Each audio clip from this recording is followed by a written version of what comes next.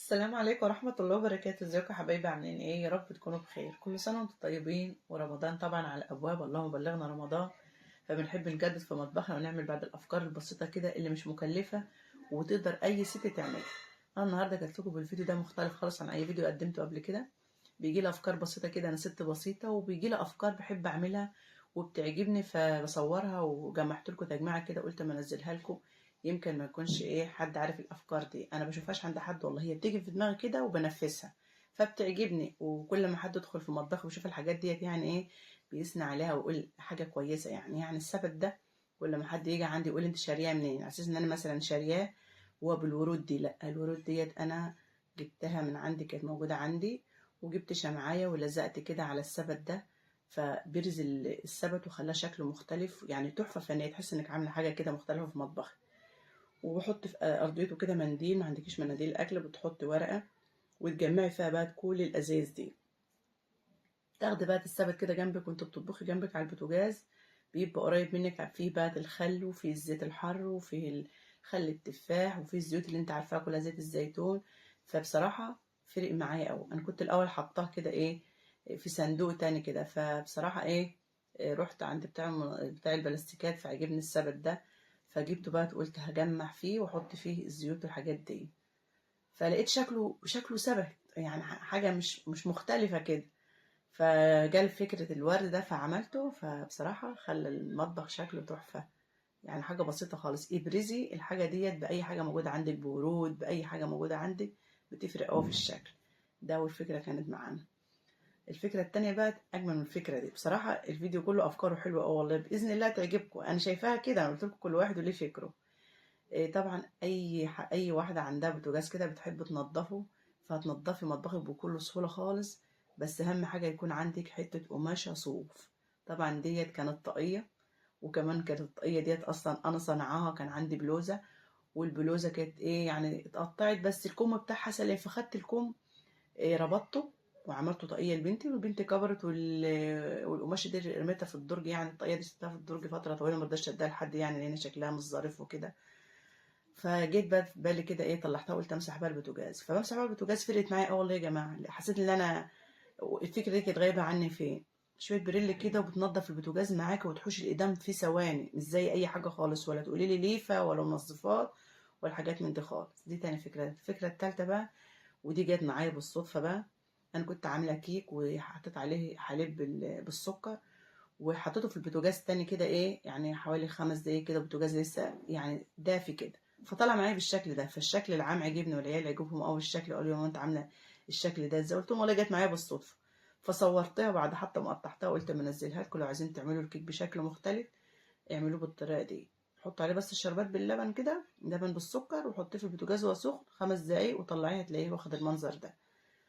الفكره دي بقى يا جماعه، طبعا انتوا عارفين كلكم ده منظم، معالق وشوك بنحطها على الحوض، نلموا فيه معالق وشوك. فانا بصراحه كنت حاطه الحاجات اللي زي ديت في صندوق كده، ومتلخبطين بقى الكيك والفانيليا السايله والفانيليا الفارت وكيك شيف وباودر وخميره فوريه، فتلاقي الدنيا كلها متكركبه معاكي كده.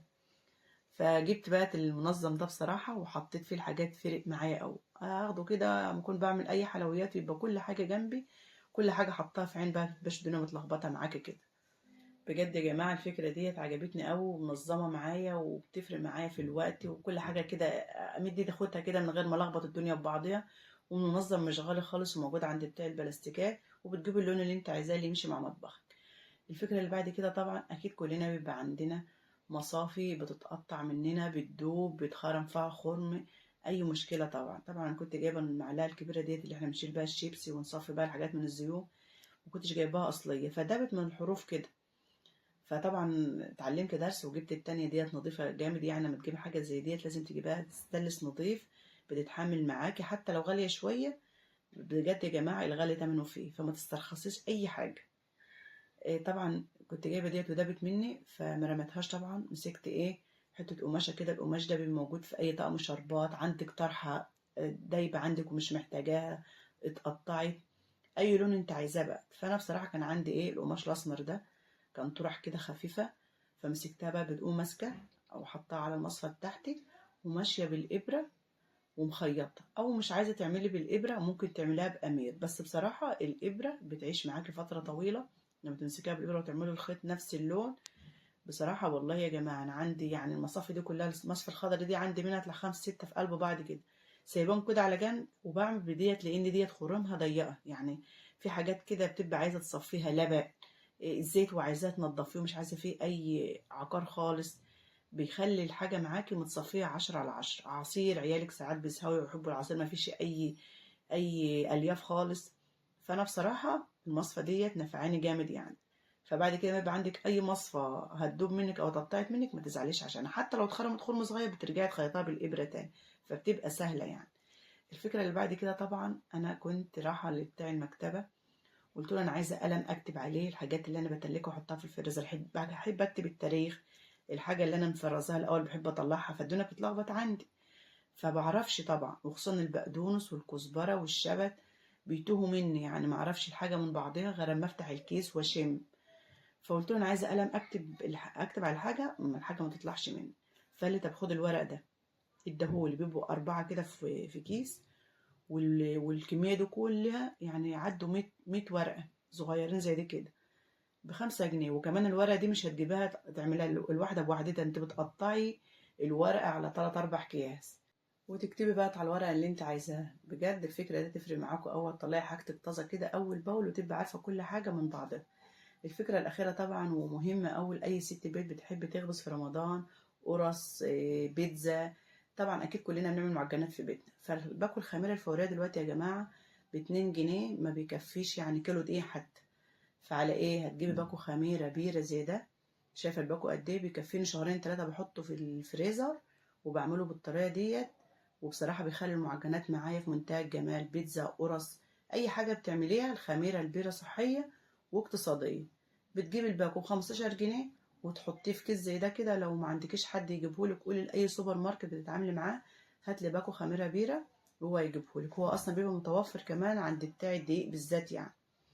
طبعا كنت سايبة حتة كده في الورقة أحطها في التلاجة العادية، لأن هو يقعد في التلاجة العادية أسبوع، لأن صلاحيته أصلا مكتوب عليه أسبوع، مش عارفة أسبوع أو أسبوعين، وبعد كده خلاص بيفسد. فأنت بتجيبيه تحطيه في الفريزر يفضل عندك لحد ما تخلصيه حتة بحتة، حتى لو قعد عندك سنة مفيش أي مشاكل، بيخلي المعجنات معاكي حلوة خالص. أنا عن نفسي بجيبه أحطه في الفريزر منين ما يخلص بقى، بتمسكيه وتهريه كده وتحطيه في الكيس كده زي ما انتوا شايفين، تطلعي من الكيس الهوا خالص وتربطي الكيس كويس، وترجعي تعكسي الكيس وتحطيه في كيس تاني عشان ما يريحش منك في الفريزر من اي حاجه.